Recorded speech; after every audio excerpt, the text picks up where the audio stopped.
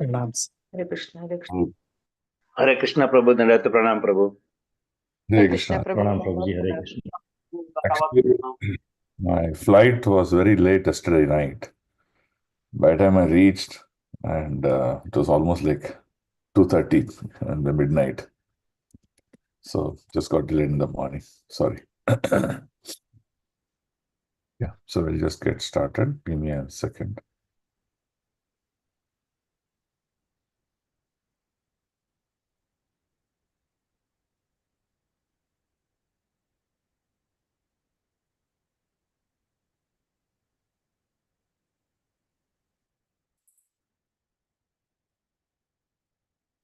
This, how are you all doing? Tomorrow is Narsim Chaturdashi. So is your consciousness all prepared and ready? Yes, Prabhu. Yes, Prabhu. Kala Chakra Prabhu is Huh? Yes, Prabhu. We are listening to Nityam Bhagavata Sevya by Kala Kala. Chakra Prabhu is giving very nice classes about the qualities of Prahlad Maharaj is discussing at length. Oh, in Nitya Bhagavata Sevya. He gives good classes. He's a good speaker and he's also well read. So obviously he gives good classes. Okay, so let's go back here. So we did till 16th. Oh, Prabhu, we have to do 22. 22 we finished, huh? No. Okay, 21 is Sarve Vayam. We should. 25th, you told us to read the purport of 24. Okay.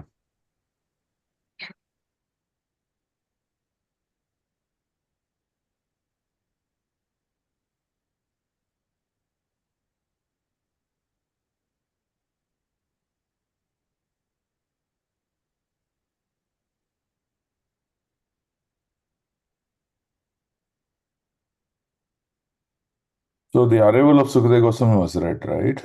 I'm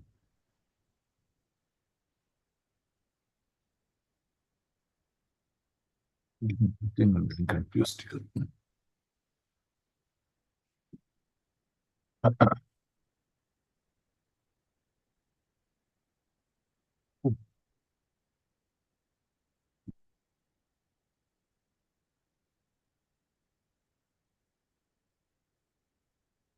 No, 16 is what I told to read. 16 is what I told you to mug up. So 17 is what we should start. No, Prabhu, 16 you told us to mug up, but 24 you asked us to read the purport and give your introspection about it. You asked us to do it, Prabhu. That was the homework for us. So you have to 24. start from 24. See, 24 is about what is the duty. He's asking that question. Yes, Prabhu. So he's asking duty as to what is one's duty while he is alive in all circumstances of life. Another is what should be the state of consciousness who is about to die. That's what is 24. Yes, Prabhu. Prabhu, you are right, Prabhu. 19.16. 16 completed, Prabhu. 17 we have to start, Prabhu. Yes. Yes. 17 I you have to start. told them to read 24 because 17 you have to start. yeah. 16th is a very important sloka. I told all of you to mug it up. Okay, this one, Punascha Bhuya. So in this sloka 16, why it is important to mug up is it is telling what is the real position of a living entity. What's the real position of a living entity is? In reality also we are Anuatma, right? Atomic in size, very, very small. That's what we are. Now, what is the proof? If you go to the second chapter of Bhagavad Gita, Krishna declares what is the size of the soul. What is the size of the soul he declares? He declares that if you take the hair, the tip of the hair, if you take, you cut that. And that tip of the hair, you divide into 10,000 parts. The tip of the hair itself is very small. That you cut into 10,000 parts.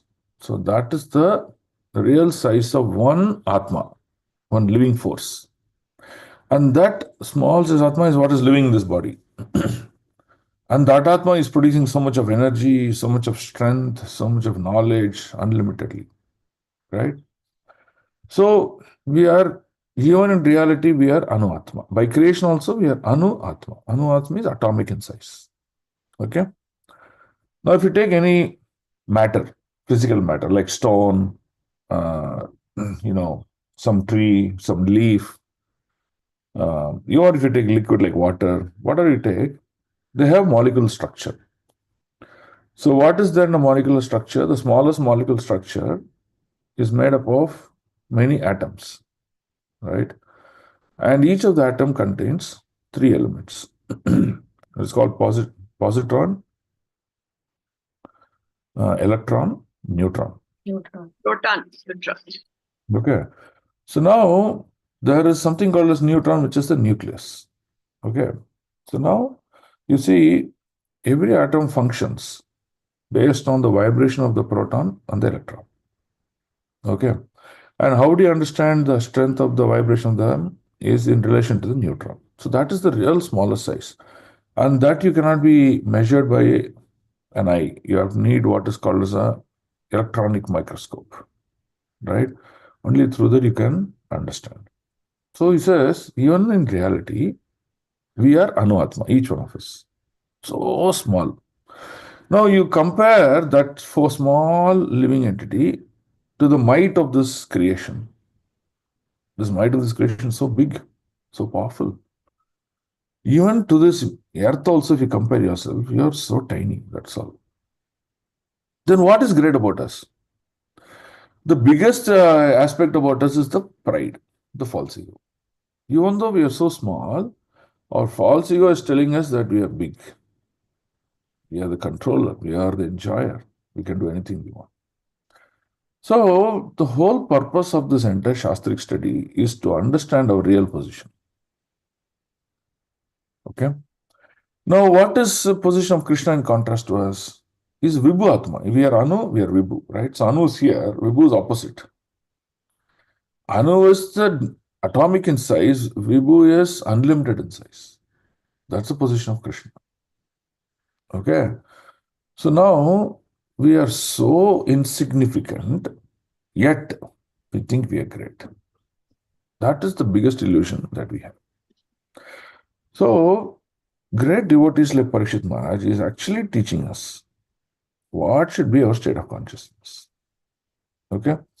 We use the word in English as beggars, right? So, what is the meaning of this beggar? Beggar is who's begging alms for survival. So, here this devotee is trying to tell us you're also a beggar. You're begging alms in front of the Lord for your survival. That is the actual position he's trying to bring us. Now, what happens if we realize that we are Anu Atma? What happens to us? You see that our ahankar, our ahankar to control, our ahankar to think that we are supreme to others, those things will go away. Right? So when pride in the wrong context goes away, then we understand that I'm just at the mercy of my Creator. Whatever He offers me, that is my best place. I don't have any say in the current scenario, or any time for that matter, right? So when that consciousness develops in us, we'll become beautiful servants of the Lord. Beautiful servants of the Lord. The word here, beauty, is internal and external. That's what it means. And that's what is demonstrating. So in the 16th sloka, we'll read the purport again, just for your understanding. Again offering obeisances unto all the Brahmanas.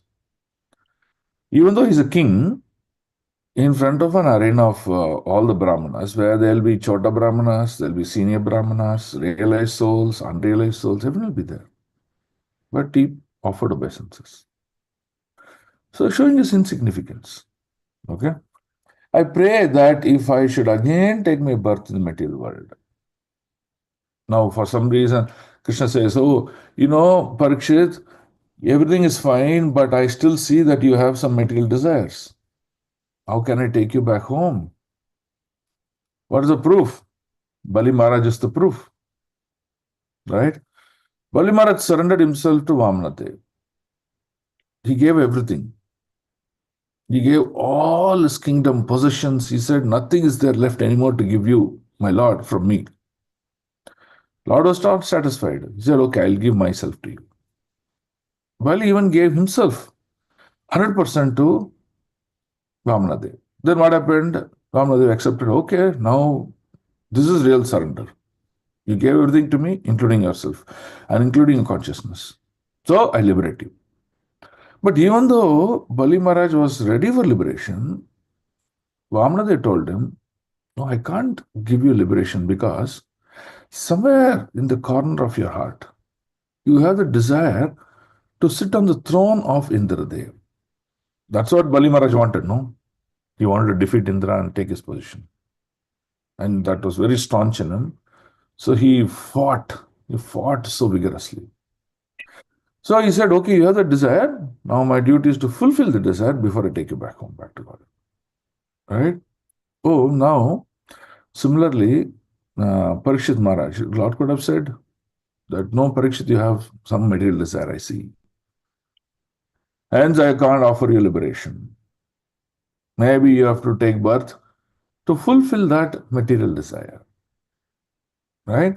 So hence, Parikshit Maharaj is saying, if I pray, if I should again take birth, because I don't know. I may think I'm a pure, renounced order. But Lord knows, He is sitting as Paramatma in the heart. He is Kshetrajna. Then what does He say? If at all that birth happens, I will have complete attachment to that unlimited Lord Krishna. That means in the next birth He is praying, I should not have any attachment to these material activities in this world. I should have full attachment to that Supreme Lord Krishna only. See, in the recent event with Guru Maharaj, he talked about Vaishnava offense as a very, very great offense. So he said, don't do Vaishnava offense. Then Guru Maharaj said, don't do politics, don't do duplicity, like that he told. Third thing he said was, you should not hanker, while you're practicing devotion, you should not hanker for position.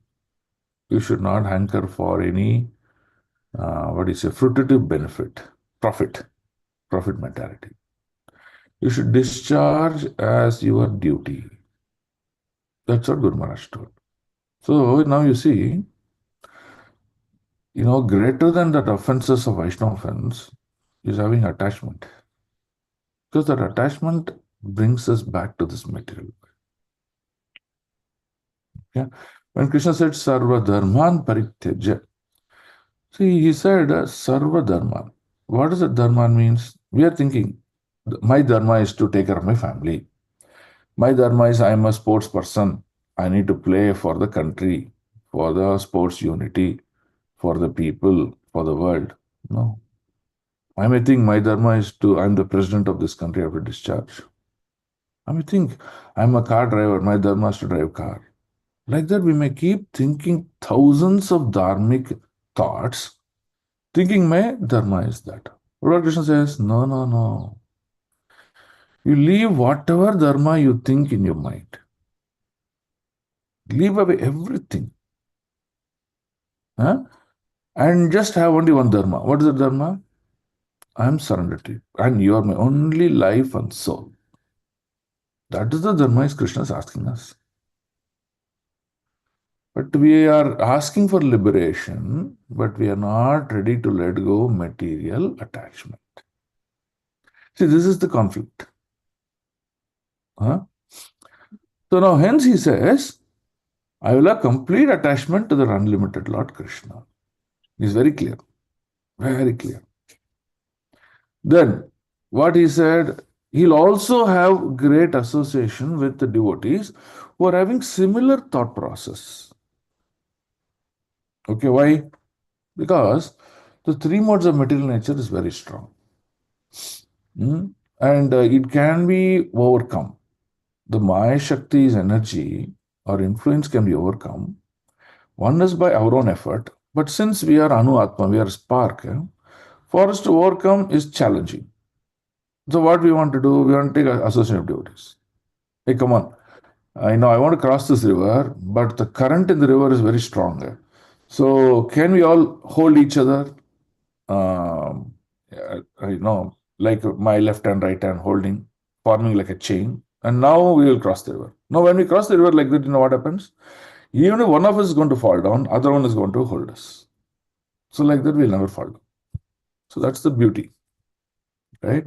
So hence he says, in association with devotees.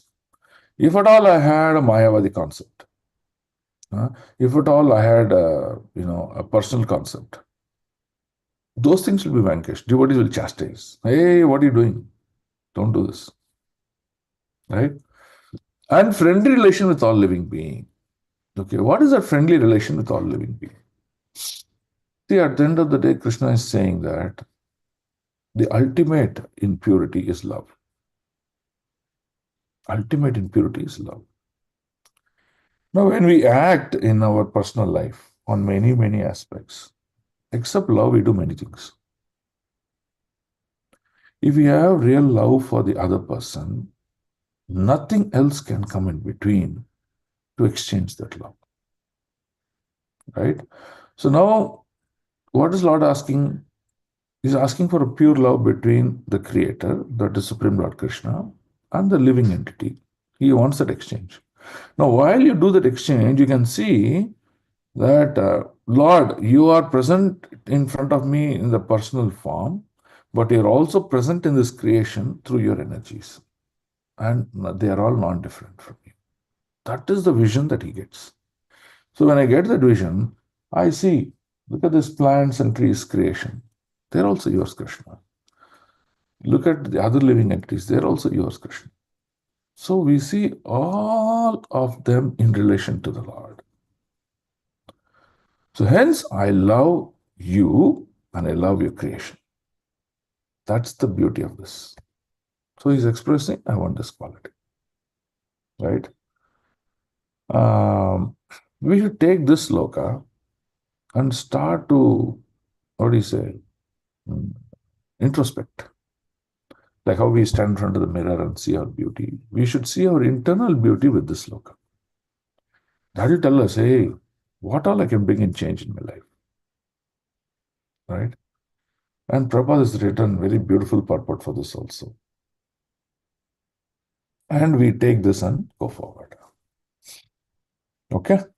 So now we'll go to sloka 17. So that's the basis now. Hare Krishna, Prabhu. One minute, Prabhu will just offer prayers. Okay. Om Ajnana Timirandasya Jnananjana Shalakaya Chakshurun Militam Yena Tasmai Shri Gurave Namaha. Shri Chaitanya Mano Bhishtam Stapitam Yena Bhutale Swayam Rupa Kadamayam Dadadi Swapadandikam Vandeham Shri Guru Shri Yuta Padakamalam Shri Gurum Vaishnavamscha Shri Rupam Sagrajatam Sagagana Raghunatanvitam Tam Sajivam Sadvaitam Savadhutam Parijana Sahitam Krishna Chaitanya Devam Shri Radha Krishna Padam Sahagana Lalita Shri Vishakanvitamscha He Krishna Karuna Sindhu Dinabandho Jagatpate Gopesha Gopika Kanta Radha Kanta Namostute Tapta Kanchana Gaurangi Radhe Vrindavaneshwari Rishabhanu Sute Devi Pranamami Haripriye Vancha Kalpatarubhyascha Kripa Sindhubhya Evacha Patitanam Pavanebhyo Vaishnavebhyo Namo Namaha Namo Om Vishnupadaya Krishna Prestaya Bhutale Srimate Bhaktivedanta Swaminiti Namine Namaste Saraswate Deve Gauravani Pracharine Nirvishesha Shunyavadi Paschata Desatarine. Jai Shri Krishna Chaitanya Prabhu Nityananda Shri Advaita Gadadhara Shivasadi Gaurata Vrinda. Hare Krishna, Krishna Krishna, Hare Hare, Hare Rama, Rama Rama, Hare Hare. Yes, Balaji going, Prabhu. Sorry for disturbing, Prabhu. Prabhu, should we understand that our spiritual soul, that is, we have already understood that it is 1/10,000th of the tip of the hair, and it is now you have also explained about proton, neutron, and it is very small, which we can measure only through electron microscope. Should we understand that our spirit soul is almost equal in size to that of this atom? One question, Prabhu. Okay, so now that I have to cross-check the numbers. Atom has a definitive size, so you have to check that whether the Lord is referring to the atom or referring to the electron or proton, because it's much smaller to that. So we have to refer that. But you can say something like that. Okay, Prabhu. And one more thing, Prabhu. This duplicity, how we can explain, Prabhu? Prabhu, duplicity means, you will assume that this person is like that. Okay. How will you assume that this person is like that? Based on what you interact with him, what he speaks, what you see him in front of your eyes. Okay. Yes. But after he goes out of that situation, personally he will do nonsense. Okay. Personally he will do nonsense. But in front of us, he will pose as if he is a Uttamadhikari. Okay. Yes. So that is called duplicity. Okay. Now, we may cheat the other devotees. We may cheat everyone. We may even cheat our Guru by our duplicity. But we cannot cheat Krishna. Because what we are is manifesting from our consciousness. And where is Krishna sitting? He's sitting in the exact location of the consciousness. So he knows. So if we can cheat this entire world, but we cannot cheat Krishna. So, and Krishna, what is he doing? Prabhupada says, there are two birds sitting on a tree. There is one bird is eating the fruit of the tree. The tree produces fruits, no? Like jackfruit, mango fruit, like that. So that bird is just picking on it and then eating that fruit.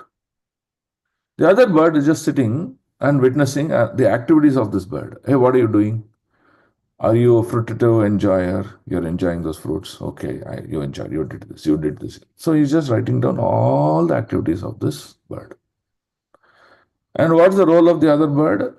He says, hey, if you eat jackfruit, that is the resultant karmic reaction you're carrying with you.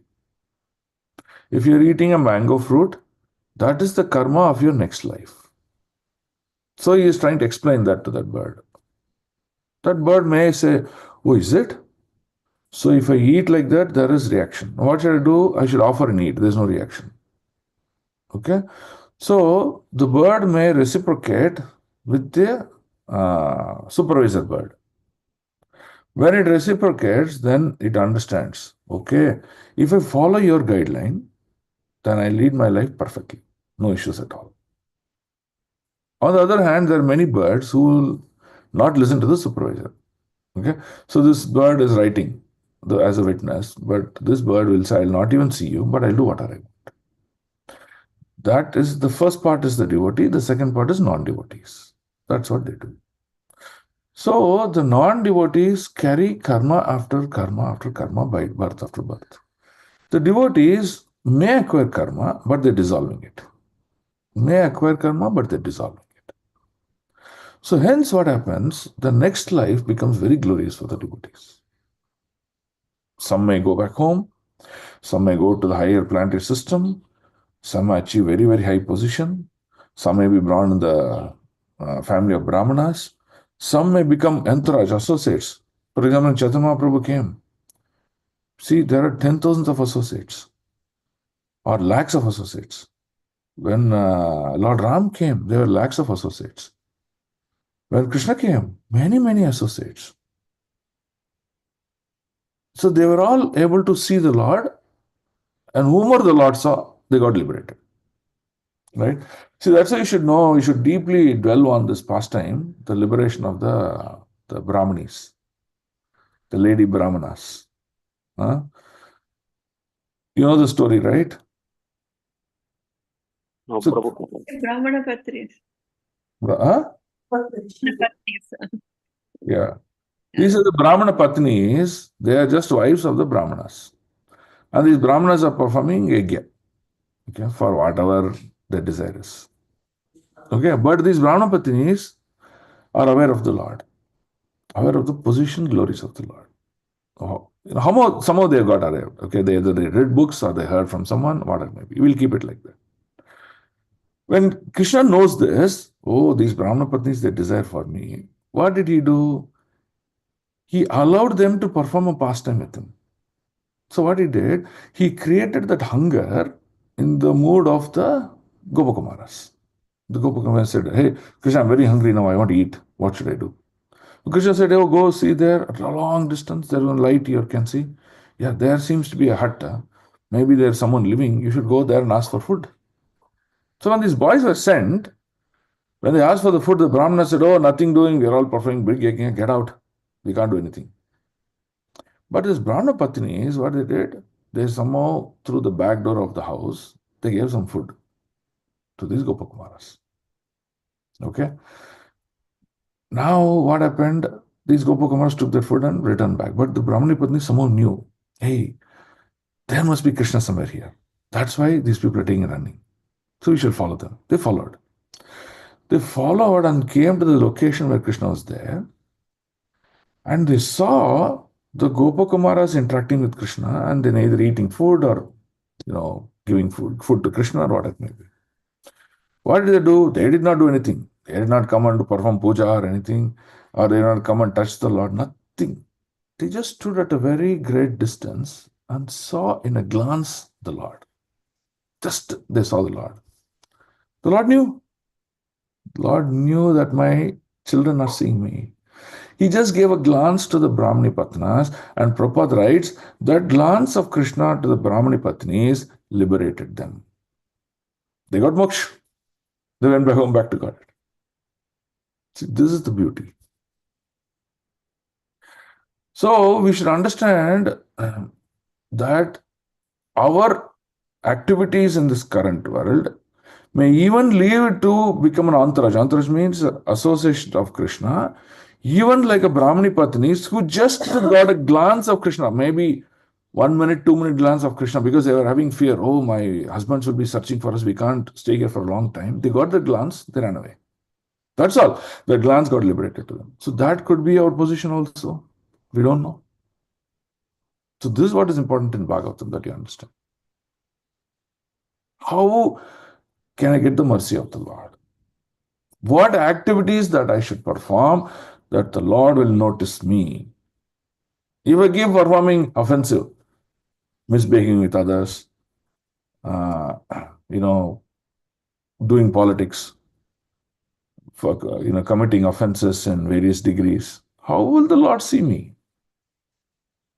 Even if I come and stand in front of the Lord will close his eyes. That is what you have to understand. Okay? So, you can escape this entire creation, but you cannot escape the Paramatma, who's sitting as Kshetrajna in the heart. That is the greatest realization we should carry forward with us. Okay? Does it help you, Prabhu? Prabhu, thank you very much. Hare Krishna. Okay. Okay, now let's read. Today we are going to read. Okay, 19.17, Canto 1. All glories to Srila Prabhupada. Iti sma rajadyavasya yuktaha prachina muleshu kuseshu dhiraha udanmuko dakshina kula aste samudra patnyaha swasutanyasta baraha. In perfect self-control, now this chapter is very important because you are going to see the qualities of a great devotee, Parikshit Maharaj, and we're all going to meditate in our life. How I can be like Parikshit Maharaj. That is the purpose of this chapter. In Srimad Bhagavatam gives you such examples, great examples. You will see Ambarish Maharaj. What a great example.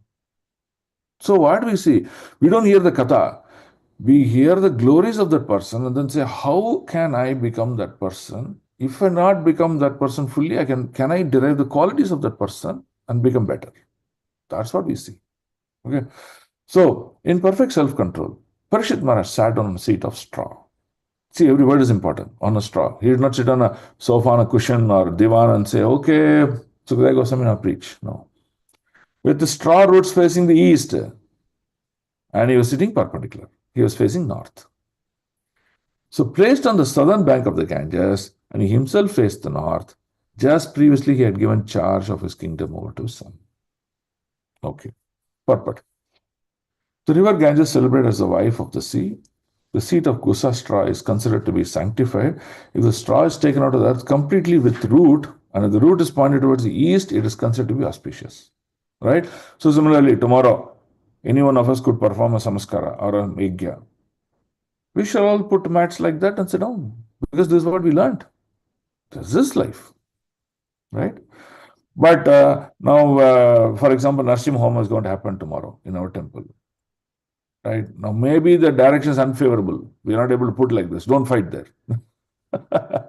So we should have both tolerance, but as well as knowledge to do the right thing. I want to do the right thing, but circumstance is not giving me, no problem, I'll wait. So we should process both consciousness. Okay. Facing north is still more favorable for attaining spiritual success. Maharaj Parikshit handed over the charge of administration to his son before leaving home. He was thus fully equipped with favorable condition. Okay, now the Prabhupada says favorable condition. What are the favorable conditions? Let's list. What are the favorable conditions that Parikshit Maharaj now is having? Can we list one by one? Each of you shoot only one answer. Don't keep on shooting 10 and give chance for others. Okay, one answer per person. Yeah, tell me. He has cleared of all attachments. Okay, yes. He is cleared of attachment. What attachments? Material attachments. Material attachments. Okay, very good. Next. Sat at the bank of Ganges. Yeah, very important. He is sitting on the bank of Ganges. That means the place of performance also is very important. Right? Very good. Yes.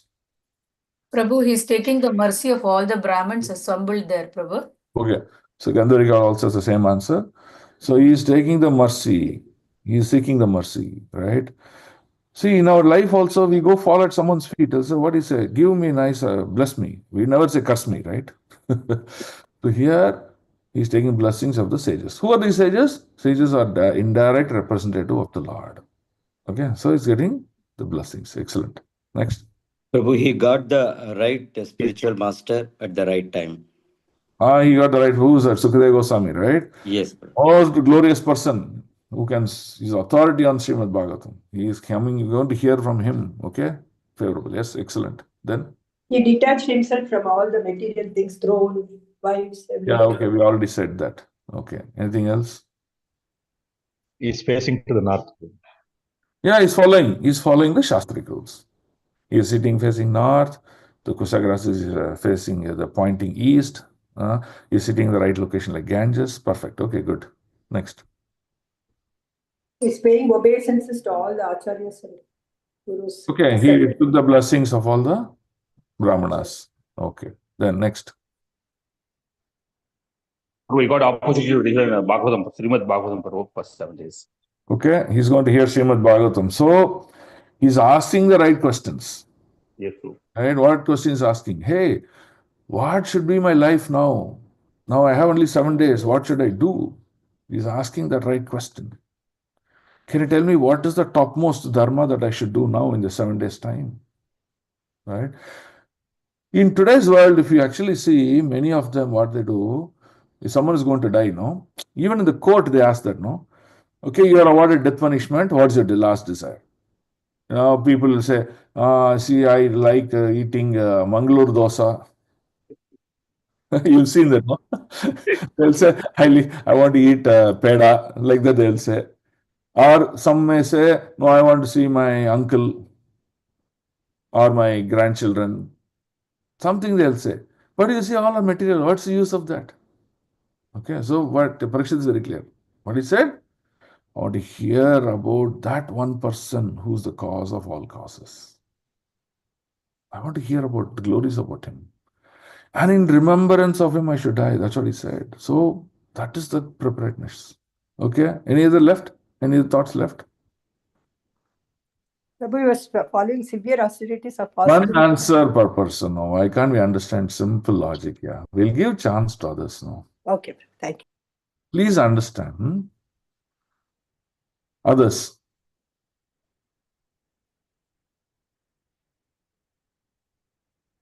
No one? Others, are you all in class? Others, you're all in class? No? Yes? Yes, Prabhu. Yes, Prabhu. So, either you should agree to these answers or you should have a newer answer.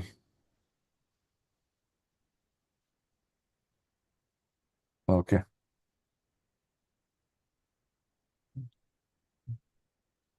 Okay. So we will assume that there's no more answers, but there are a few more answers. We'll assume that there's no more answers because that's what you realized with the purpose. Okay. We'll move forward. 19 or 18.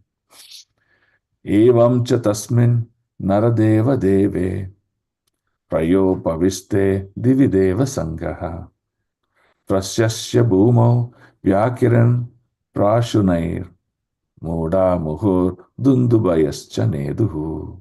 Translation. Thus the King Parshid Maharaj sat to fast until death. Right? Look at the main point. He was taking up austerities. Right? You all missed that point. Right? All the demigods of the higher planets praised the king action and in pleasure continually scattered flowers over the earth and beat celestial drums. Now there are three important points in this. Okay? The first is what? He was practicing austerity. Okay, what is this austerity? See, there are many koshas in our body, okay, in our journey of our spiritual life. The first kosha is Annamaya kosha, while the last kosha is Anandamaya kosha. Okay, in Annamaya kosha, okay, which is called more animalistic in nature. What is Annamaya kosha? All the time we want to eat something. That Annamaya, Anna has to be kept feeding into us continuously, now and then. Prabhu, I want to eat something. Whenever we see food, immediately our antennas go up. Oh, I want to eat. So this is called as the first or the entry level of realization. We are in Annamaya Kosha all the time. That's why you see people keep eating. In today, you see Kali Yuga, well, look at the symptom. Just walk around in Bangalore. Any darshini which is open, you'll see a lot of people. It's not about breakfast, lunch, or dinner. It's not those three things. Any time. All ice cream parlors are full. All bakeries, eat-outs are full. Restaurants are full. Darshanis are full. Anything you open about eat-out, full. Why? Because they're still in the platform of Annamaya Kosha. Always eating. Okay. But for spirituality is opposite. Just for spirituality, one has to be not bodily conscious, one has to be spiritually conscious. Annamaya Kosha is completely bodily conscious. Spiritually conscious means what does the soul want? What is the food for the soul? That is the consciousness we need to go to. Right? So, for practice of spirituality, austerity is a very, very important aspect. When Mahaprabhu asked Haridas Thakur, what is the greatest of your devotion practice? He said, Vairagya and Vidya. Perfection of knowledge of one's position in relationship to the Lord. Second, accepting renunciation, austerity, for the pleasure of that Supreme. He said that. So, similarly, Parikshit Maharaj is demonstrating austerity. He did not order, have enough meals and things like that so that I keep on eating and listening to Sukadeva Goswami. He said, no, I don't want water. I don't want anything for this body. I want everything for the soul. That is the consciousness he had. Okay. So sad to fast until death. Okay. Then you see all the demigods now are not crying. Oh, Parikshit, you're a great leader. What will you do? And they did not sing in anxiety, things like that. Oh, they're very happy. He said, Parikshit, you are doing such a wonderful thing. You're demonstrating to the whole world. They first showered all the flowers. Glory is to Parikshit Maharaj. And then what they did? They started to dance. Perfect. They danced. They sang music. They blow the trumpets. Everything, all the demigods, here they with us, they did. Seeing what Parikshit is doing. Right? So this is very, very important. In ISKCON also, in Mayapur, there are many incidents. For example, when great devotees leave the body, they, unlike conventionally what you see in material families, they'll cry. They'll cry, they'll hit their head on the walls, they'll do many things, nonsense. Right? But in ISKCON, what do? Someone is dying, they see the art of dying. The art of dying is amazing, they're very happy. Oh, one of us has gone back home, back to God. Right? So that's the glory. And that's what it says. Scattered flowers over the earth and beat the celestial drums. Okay, now let's read the next sloka. 19.19. Maharshayo vai samupagataye prasasya sadva iti anumodamanaha uchu prajanugraha shila shara yat uttama sloka gunabhirupam.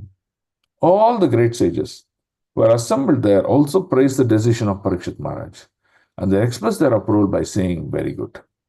Naturally, the sages are inclined to do good to common men, for they have all the qualitative powers of the Supreme Lord. Therefore, they are very much pleased to see Parikshit Maharaj, a great devotee of the Lord, and they spoke as follows. Right? So, when someone is performing great devotion service, the representatives of the Lord are very pleased. Right? You go tell your Guru Maharaj. Two things you tell your Guru Maharaj.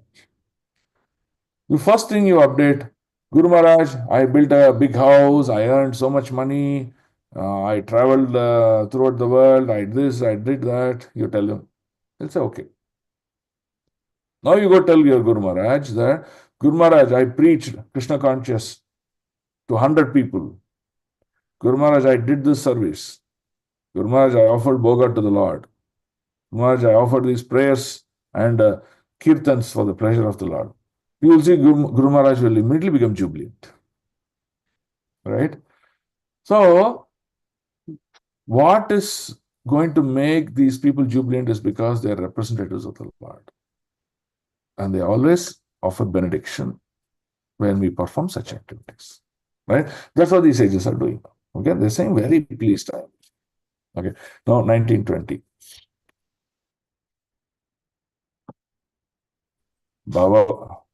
Bhavatsu Krishnam Samanuvarteshu Yadashyanam Raja Kirita Jastam Sadhyo Jahur Bhagavat Parshvakamaha.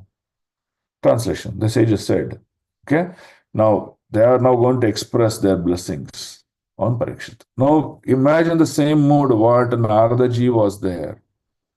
When Naradaji performed that menial service to those sages, the sages offered benediction. And it made Naradaji a great Narada Muni. From the small boy, a son of a servant maid, he became a great, glorious Naradaji.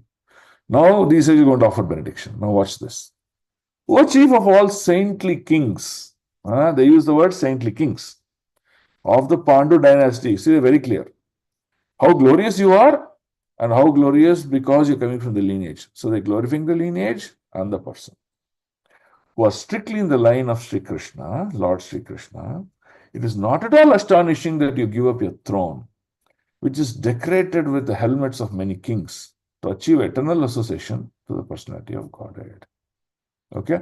So he said, see, what is that they are telling you? Parikshit Maharaj, you standing out like anything. How? Look at your consciousness. Your goal is the lotus feet of Krishna. Even though you had great material opulence. And what's that opulence? If Parikshit had conducted 10 wars and defeated 10 kings, all the 10 kings submitted to Parikshit. They submitted their helmets. Helmets is coronated. The coronation helmet they submitted to Parikshit. Right? Even though you have such glories, you just let them go. You're not interested in those. But you wanted to have the lotus feet of the Lord. He says, Tatastu. They give that benediction. You achieve that. Right? So it is very important to understand how we are going to mend our consciousness towards the later part of our life. Okay, Prabhuji, 50, 60 years I've led like this, no problem. But what are you going to write? In fact, Radheshyam Prabhu gave this example once in a class. He said, you buy a book of 100 pages. If you are in the 50% of your lifespan, 50% lifespan you completed, another 50% left, then you open the book in the center. The first half of the book, the left-hand side of the book, is already story that you completed, so don't worry about it. Just scribble something and close that first half of the book. The next half of the book is plain empty. He says, you script your future. He says, script your future. That means you decide what your future should be and write the second half of the book with devotional service. So, we gave this example, very brilliant example. And if you apply this in our life, yes, Prabhu, whatever is I lost, gone. But what I can do now is in my hands. If I realize this, the Lord benedicts me. Right? So this is the key. This is the key. Okay. So let's go to the next sloka. 21. Sharve vayam tavat ihasmahe taha kalevaram yavadashu vihaya lokam param virajaksham vishokam yashyati ayam bhagavata pradanaha. Translation. We shall all wait here until the foremost devotee of Lord. Who's the foremost devotee of the Lord? Sukadeva Goswami. Parikshit Maharaj returns to the supreme planet, which is completely free from all mundane contamination and all kinds of lamentation. So now the sages are assembled well ahead of time. The sages assembled for two reasons. Okay. The first reason is to benedict Parikshit Maharaj for his endeavor to go back home, back to Godhead. Great. Second, they also want to hear Srimad Bhagavatham from Sukadeva Goswami. These are two reasons I hear. In the first reason, they're saying that we have come here, we're going to see the 7 days of life of Parikshit, but we'll also wait here until he returns back home, back to Godhead. Right? So that is the plan that all these people are staying. So here Prabhupada writes, look at this. This is a very, very beautiful purport he writes.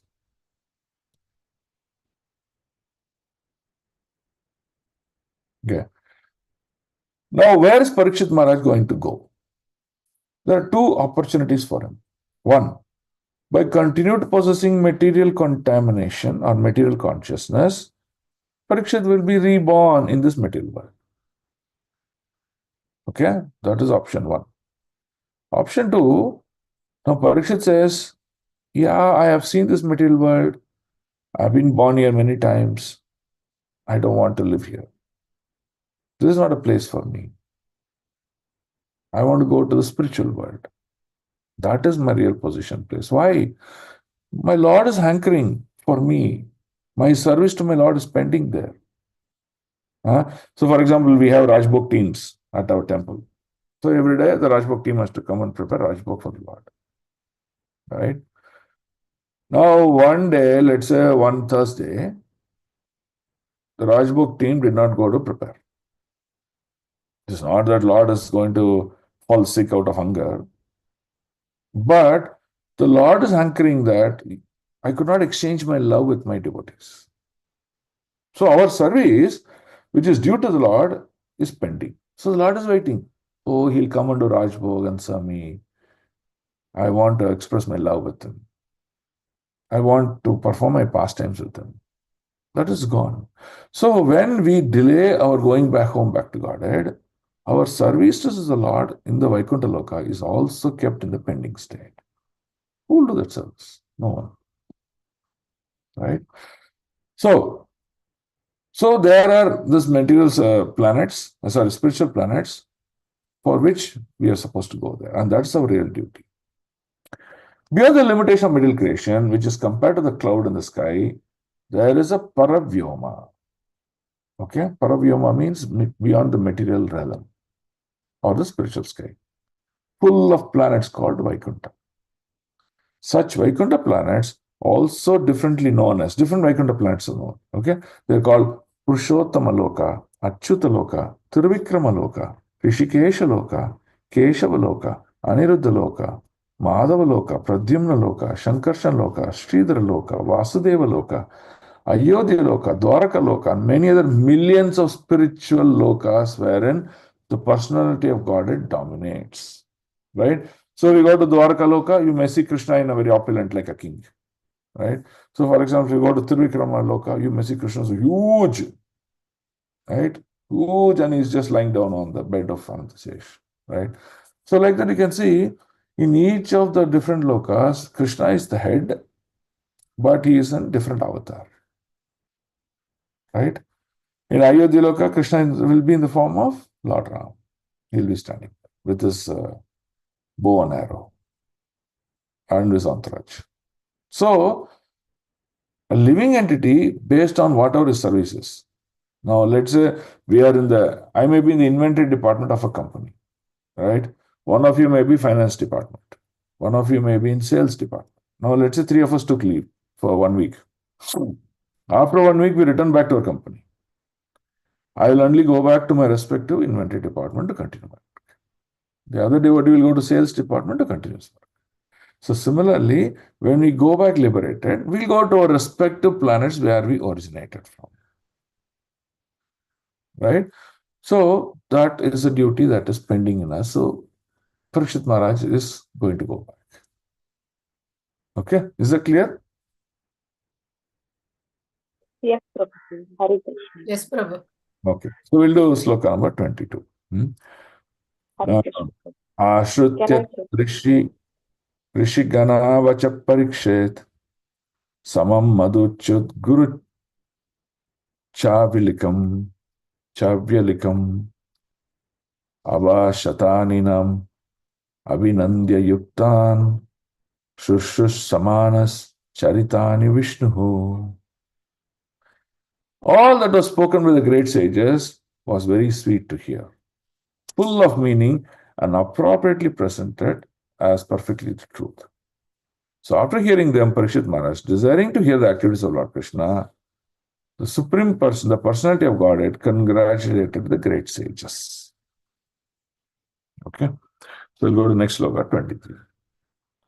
Samagataha sarvata eva sharve veda yata murti darasti prishte nehata namruta cha kaschanartha rite paranugrahamam graham atmashilam.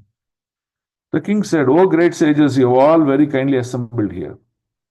Having come from all parts of the universe, you are all as good as Supreme Personality of Godhead personified." Right? So this is like how you reside in your Guru Ashtakam. Who resides in the planet above the 3 worlds, Satyaloka. Consequently, you are naturally inclined to do good to others, but for this, you have no interest either in this life or in the next. Right? So, we've discussed these points again and again, and we'll just move to the next sloka, 19.24.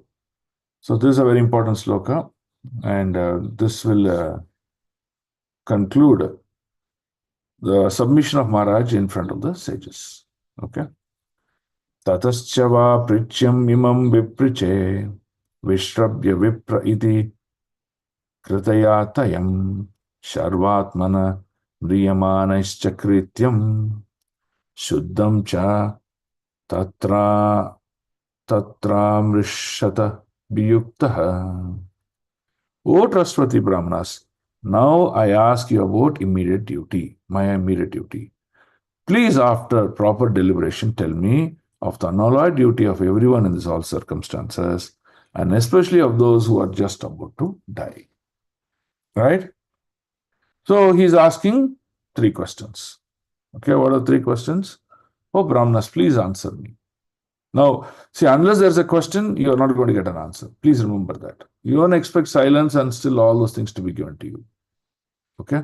Even in the sloka, Tadvidi Pranipatena, it says that you have to render service pariprashnena sevaya. After rendering services, you have to ask the questions, and your spiritual master will benedict you with answers and mercy.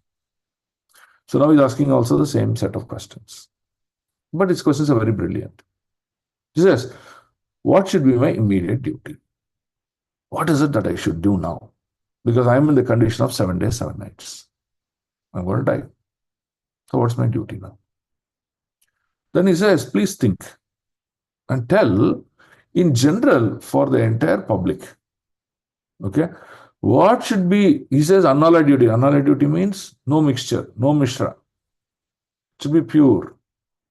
Okay? Pure thoughts. In a purified thought, what should be the duty of everyone? That means how one should lead their life until they come to the point of death. So that's the question. Go back and say, Prabhupada instituted us the Varnashrama system. Prabhupada said, first 25 years of brahmachari life. In brahmachari life, you get trained. You get mentally trained, sense control, austerity, and knowledge. So he told all these things in brahmachari life. So when we do practice all these things, what happens? We become an excellent adult. Right? Now you see a child who's taught with only business mentality. At the end of brahmachari life, what he'll do? He wants only business, nothing else. Right?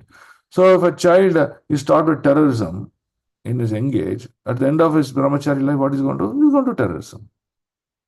So very important. So the first brahmachari life is very, very important. How do you train them? Then you have the grahastha life. Even though you're married, you know what is sense control. You know what is sense gratification.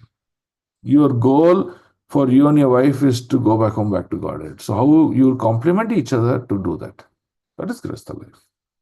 And also to produce nice Vaishnava children. Right? Now all this life is over. Material duties is complete at grahastha life. No more material duties. Now the life is only vanaprastha life. And vanaprastha life is what? Is only perfecting ourselves. How do I get back home, back to Godhead? Because that preparation to what Parikshit Maharaj situation is, the preparation, going to take a lot of time. It's not easy. You have millions of birth. You're born in this material world and enjoyed this material opulence. And just like that, for you to leave, it's not easy. Very difficult. Attachment is too strong. So by chanting of the holy name, which will give you detachment, and practice of the Shastric principles, one can prepare. That's why even Vanaprastha life is about a 25-year to 30-year bracket. You practice that and you perfect your consciousness. Okay, so that's the question he's asking. Please tell me unallied duty of everyone in all circumstances. That is how to lead a life. Then, and specifically of those who are just about to die. Now that you finished your, the Varnashrama practices, you're fully ready. Your consciousness is only about Krishna. There's nothing that you have reservations in this material world. In such a state, how one should prepare oneself to die? Should I commit suicide? Or should I just go to that ghat in Varanasi, the Manikarnika ghat, and then fall down there and die? What should I do? How do I die? How do I live? What is the art of living this body? This is the question. So he's asking these questions. Now, these questions are very, very topmost questions in life. So what all the sages said, oh Parikshit, your questions are phenomenal. Your questions are so deep that we don't have the realization and we don't have the ability to answer you. So now, you see, a great question for the realization of the whole humanity is asked, but there is no answer being given by anyone there. Everyone is silent. They're saying, we can't answer you, but your questions are so deep. We are not that much realized to answer. Some of them may know, but they accepted humility because they are not the one who's going to speak here. So hence, the Lord. inspired by the Lord in the consciousness of Sukadeva Goswami. Wherever he is an avadut. He can appear and he can disappear. He appears in the scene of arena. So now he is a messenger of the Lord. Okay? And he is going to answer this question. So that is the scene for Sukadeva Goswami to arrive at this place to speak Srimad Bhagavatam. Okay? So now you see this is the point that we're going to just deal here. Yeah, this is what we're going to deal here. Okay. Maharaja Parikshit placed these two questions before Sukadeva Goswami. Also on his arrival, and practically the whole Srimad Bhagavatam, beginning from the second canto up to the last, the 12th canto, deals with these two questions. What are the two questions? How do I lead a life? And what is the art of dying? How do I die? Okay. The conclusion arrived at, therefore, is that devotional service to Lord Krishna, as it is confirmed by Lord himself in the last phases of Bhagavad Gita, is the last word in relation to everyone's permanent duty in life. Let me read this again. Please try to internalize what I'm speaking here. The conclusion arrived as, therefore, devotion service to Lord Krishna, as it is confirmed by the Lord himself in the last phases of Bhagavad Gita, that is, he is talking in respect to chapter 18, and he's talking to the reference sloka called Manmana Bhava Madbhakto Madhya Jimam Namaskuru Mam Evaishashi Yuktvaivam Atmana Matparayanaha. That's the sloka.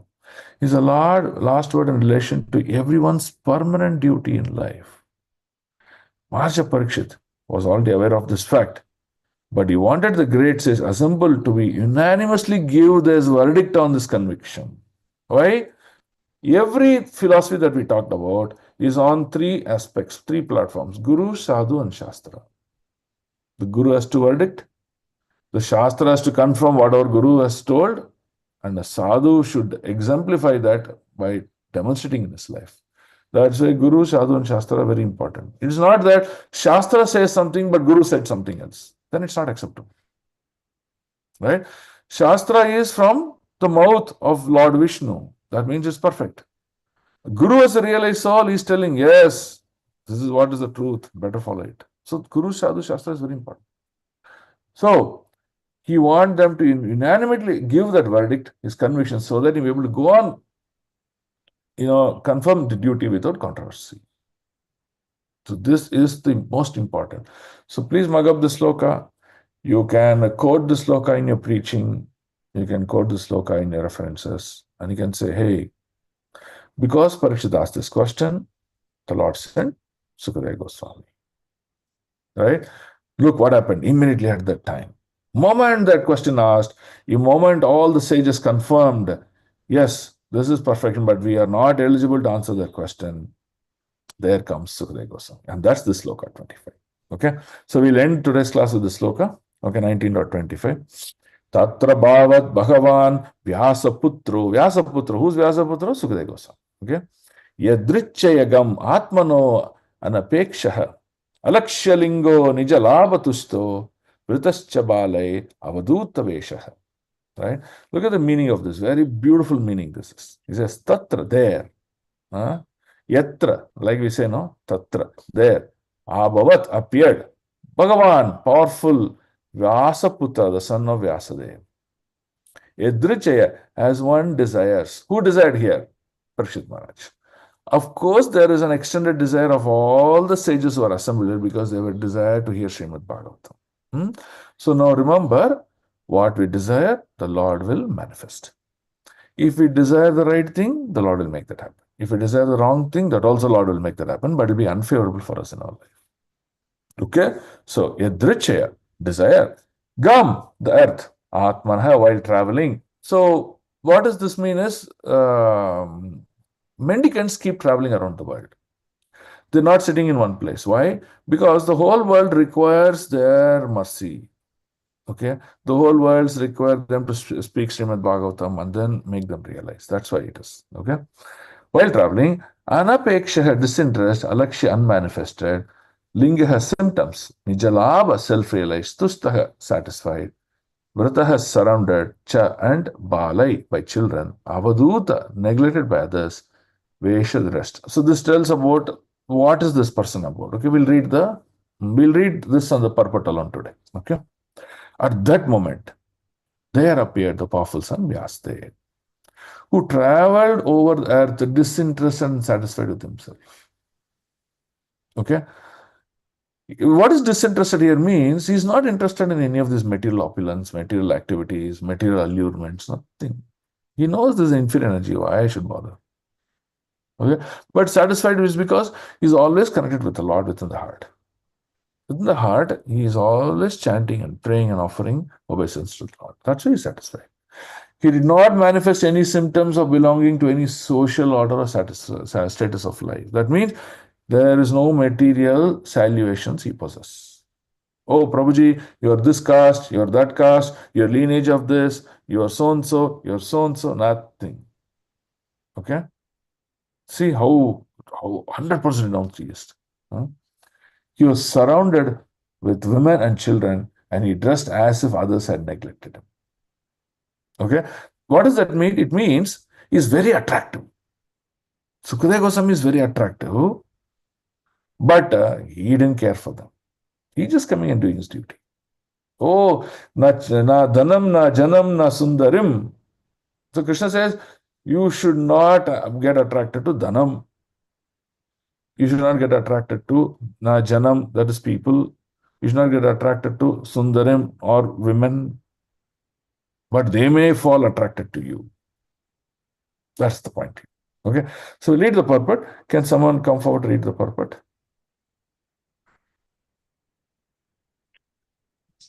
Hare Krishna, read Prabhu. Yeah, one of you read. Yeah, purport. Purport. The word Bhagavan is sometimes used in relation with some of the great devotees of the Lord, like Sukadeva Goswami. Such liberated souls are disinterested in the affairs of this material world because they are self-satisfied by the great achievements of devotional service. As explained before, Sukadeva Goswami never accepted any formal spiritual master, nor did he undergo any formal reformatory performances.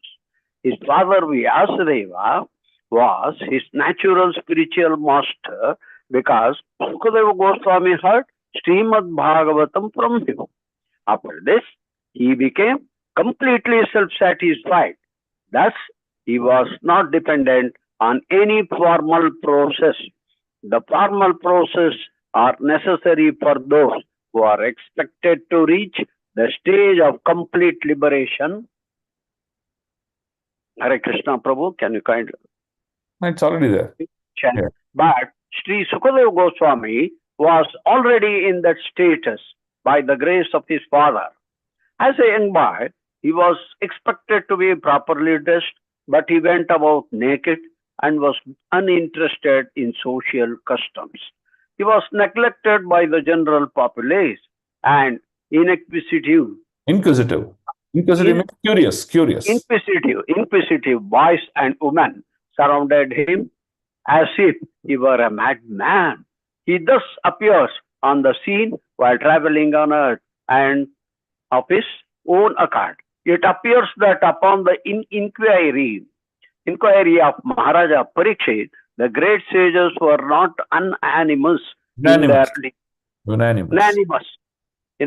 in their decision as to what was to be done. For spiritual salvation, there are many prescriptions according to the different modes of different persons. But the ultimate aim of life is to attain the highest perfectional stage of devotional service to the Lord. As doctors differ, so also the sages differ in their different prescriptions. While such things were going on,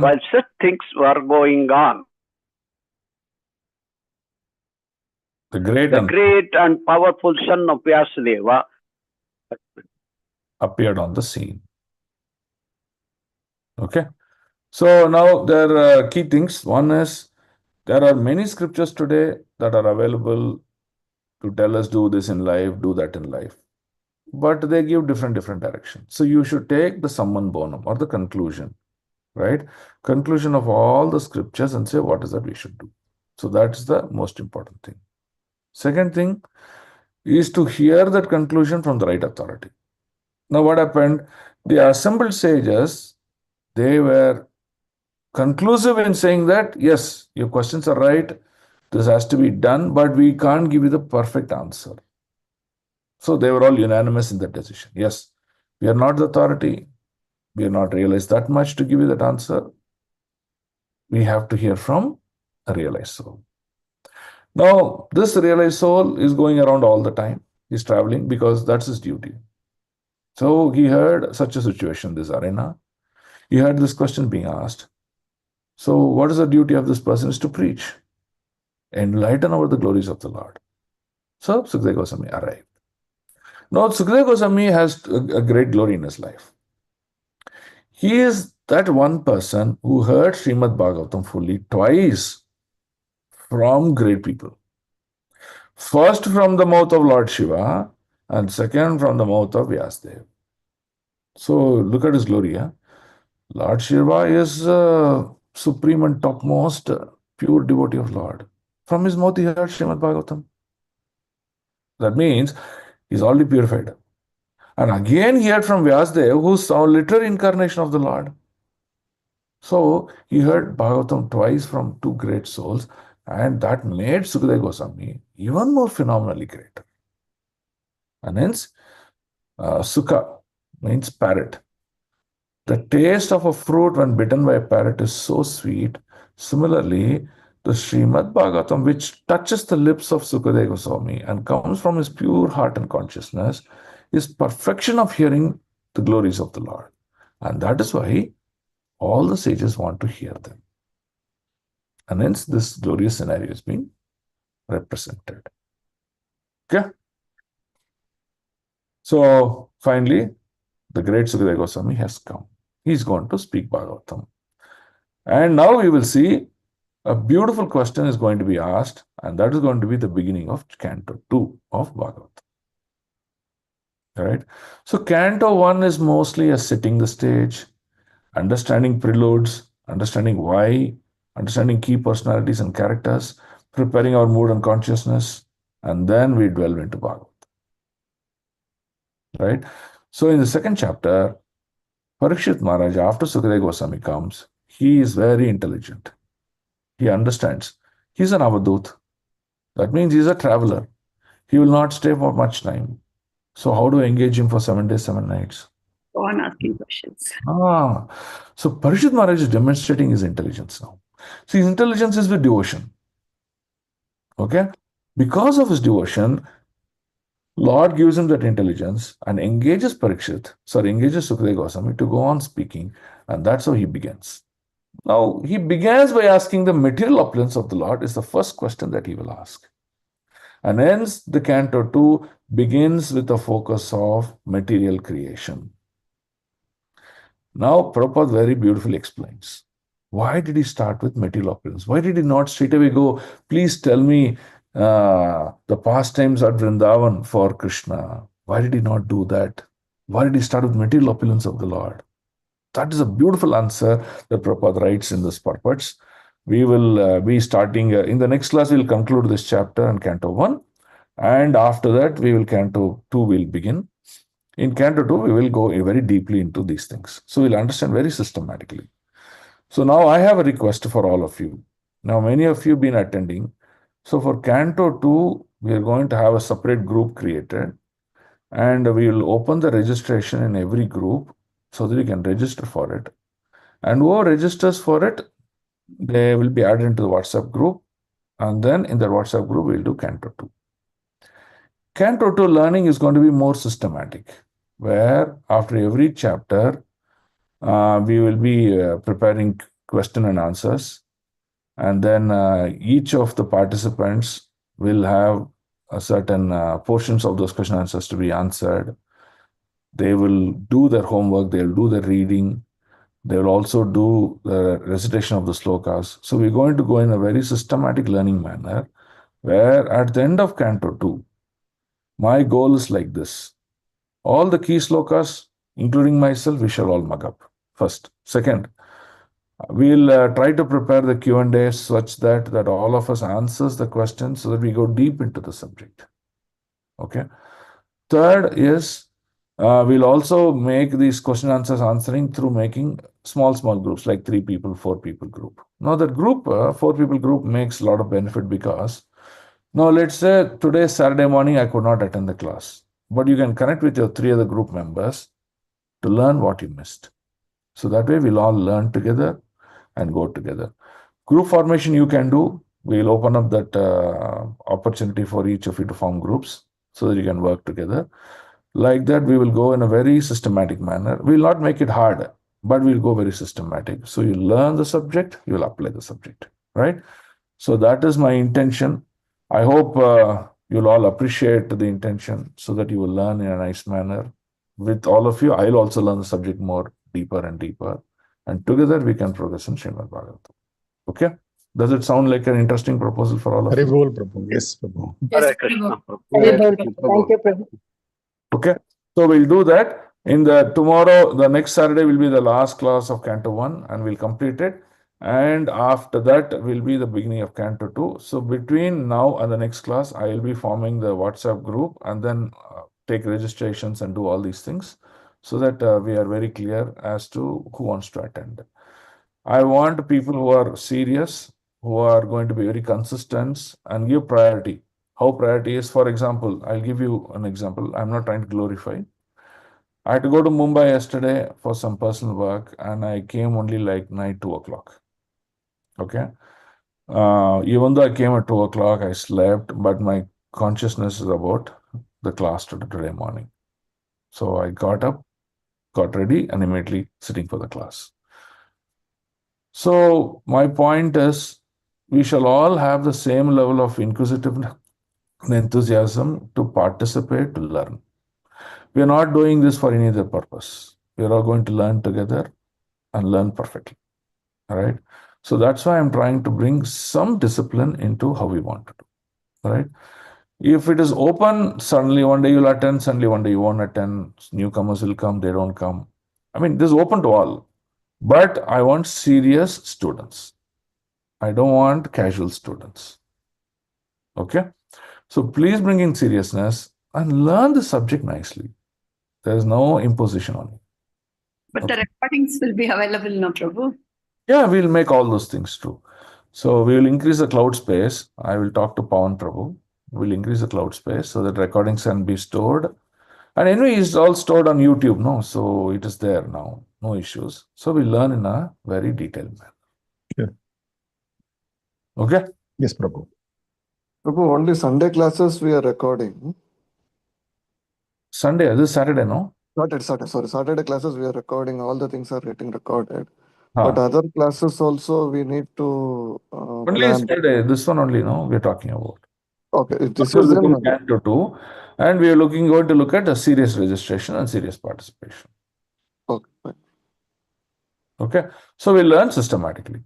Now, the idea is that if you miss the class also, you will be able to participate easily.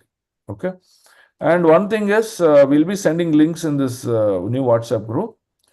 If you want some of your kith and kin, your other co-devotees who are interested, you can send them the link, they can attend. But if they want to become serious, they have to become part of subgroups that we're going to create, right? They can't be like fringe, alone, things like that, right? So that. Hare Krishna, Prabhu. How to join in that WhatsApp group? Yes, Mataji. How to join in that WhatsApp group, Prabhu? Hare Krishna. Now I'll publish the WhatsApp group join link in all the groups now. You'll get the link and you can join. But Vishaka Mataji only send the link this class. Who sent you, Mataji? Vishaka Mataji. We'll ask Vishaka Mataji to send the joining link to you so you can join through that. Hare Krishna, Prabhu. Thank Yes, you, Prabhu. yes, Mataji. Yes, Lokeshwar. That means we'll not be having your association or what? I'm going to do the classes. Same thing, Mataji, but more systematic manner. More systematic. Okay. Okay. So like that, so we all become serious in learning the subject. That's the objective. Okay. Hmm. Hare Krishna Prabhu. Yes, Hare Mataji. Krishna Prabhu. Prabhu, I have a question, Prabhu. Now Parikshit Maharaj is in doubt whether he has to end his life with Manikarnika or whatever. This question will be answered in further chapters, is it, Prabhu? No, he's asking two questions. Sukadeva Goswami is going to answer it in further, right? Yes, yes, yes. Yeah, Prabhu, thank you. And Prabhu, let me share my thing. I've been reading Bhagavatams for a very long, say from 25 years, more than that, each year in Bhadrapada Mas. But Okay. never after marriage, before marriage, when conceived, all I've been reading Bhagavatam. But never ever have learned Bhagavatam in such this way. And still it is like, it is making me so enthusiasm just to continue to listen your classes. So detailed, I've never learned it, Prabhu. I'm very thankful to you. I've got such a good class. Very I'm good. very happy to listen this class, Prabhu. Thank you I am so just much. an instrument in the hands of my Guru. That's true, Prabhu. That's true. But it is the sharing is also important, and I'm very happy. I'm a part of listening this. Thank you, Prabhu. Okay, thank you, Hare Krishna. Okay. Any other Hare question? Krishna Prabhu. Yes, Hare, Mataji. Hare Krishna Prabhu. You will 1 minute, you Subramani Prabhu. Will allow Sindhu Mataji to speak, then you speak, Prabhu. Yes, yes, Sindhu Prabhu Mataji. Hare Krishna. Your teaching means your Bhagavatam teaching means teaching is very understandable and easy thing. You make it easy, Prabhuji. Personally, I took it's very understandable. One teaching only, one complete. It is Okay. so nice, Prabhu. Anyone can understand. Okay, Mataji. Hare Krishna. Thank you so much, Prabhu. Uh, Hare Krishna. Welcome. Yes, Subramani Prabhu, you had a question? Hare Krishna Prabhu. The Ah. other day, 2 classes before that, Ah. we were discussing about the name of Banke Bihari, Yes, yes, how yes. it is arrived. Ah. Prabhu, I visited Vrindavan in 2006. I was in Nidhivan. The same issue came up to me to understand how this name derived, Banke Bihari. So, Prabhu, as we know that in the North India, Va is pronounced as Ba. Ba. So, one means Ban. Banke Bihari. Bihari is Bihari. So, Banke Bihari, the person who travels through the one, is the one. That is how Krishna is called Banke Bihari. Correct. Because Krishna used to move around one along with gopis. That is how I understood, Prabhu. Yeah, correct. There are many meanings. So one, this is the literary meaning, one-to-one meaning that you're understanding. Yes, Prabhu. Okay. What Krishna doesn't stay in his palace and say this what is this what is. He just moves around. While he moves around in this forest, and he gives his association, gives his mercy, performs his pastime leela. And he's called a Banke Bihari. Yeah, that's good. Right? But the point to understand, this is from the realization of devotees, is that when he showers his mercy, right? The mercy can be any dimension, in any way it is possible. Okay. It is not like, oh, Shastra told steps 1, 2, 3, and that's how Krishna gives mercy. No. Okay. Out of the blue, out of suspense, out of unimagination, he'll offer his mercy. Yes. Okay. And make that person liberate, chant, become mad, whatever it may be. See, the best example you can think is Jagai Madai. See, Jagai Madai, they were notorious. They were drunkards. They even hit Nityananda Prabhu's head, and blood oozed out of the Nityananda Prabhu's head. Now, Nityananda Prabhu is what? He's one of the closest associate of the Lord. Right? So what do you expect? Chaitanya Prabhu will come, chop his head, correct? Yes, Prabhu. But what he did, he gave him love of Godhead. He gave him love of Godhead, and that Jagai Madai, who are mad in material plane, they became mad in spiritual plane. They left everything and they just kept on chanting the names of Krishna and they went back home, back to God. Nothing. They became the greatest sadhus in this creation. See, now we're wondering, what is this? Someone comes and harms you, but you punish him like that. Where is there in the Shastra? It's not there. So, hence Krishna also gets this name that he may do something which is unimaginable. But all the times he does it. Hence, Banke Bihar is also celebrated like that. Yes, Prabhu. Okay? Yes. Okay, Prabhu. Dandavat Pranam, Prabhu. Hare Krishna, Dandavat Pranam. Thank you. Hare Krishna, Prabhu. I have one clarification, Prabhu. Yes, yes, Mataji. Prabhu, I have heard this God particle, Prabhu. What is it, Prabhu? It is Anatma. That is goddamn particle. That's leaved. Okay. Thank you, Prabhu. Hare Krishna. Dandavat Pranam. Okay. Thanks for the wonderful class. That is a separate material subject. We'll talk later on. Yeah. Any other questions? Okay. If there are no questions, sorry I extended today's class because of my personal problem. Thanks for tolerating me. ग्रंथराज Shrimad Bhagavatam की जय, जय श्रीला प्रभुपाद की जय, जय देव की जय, निताय गौर प्रेमानंदे। वाञ्छा कल्पतरुभ्यश्च कृपा सिन्धुभ्य एव च पतितानां पावनेभ्यो वैष्णवेभ्यो नमो नमः। अनंत कोटि वैष्णव की जय, वैष्णव ठाकुर श्रीला प्रभुपाद की जय, निताय गौर प्रेमानंदे। हरि हरे Dandavat Prabhu. Hare Krishna. Dandavat Pranam, Prabhu. Thank you, Prabhu. Hare Krishna. Dandavat Pranam, Prabhu. Hare Krishna, Hare Krishna Prabhu, Dandavat Prabhu, Pranam. Dandavata Pranam, Prabhu. Hare Krishna, Hare Krishna Prabhu, Dandavat Pranam. Hare Krishna, Hare Krishna Prabhu, Dandavat Pranam. Hare Krishna Prabhu, Dandavat Pranam. Dandavat Pranam, Prabhu. Hare Krishna. Hare Krishna Prabhu, Dandavat Pranam. Hare Krishna. Okay, I'll end the class. Thank you so much. Hare Krishna, Prabhu. Hare Krishna.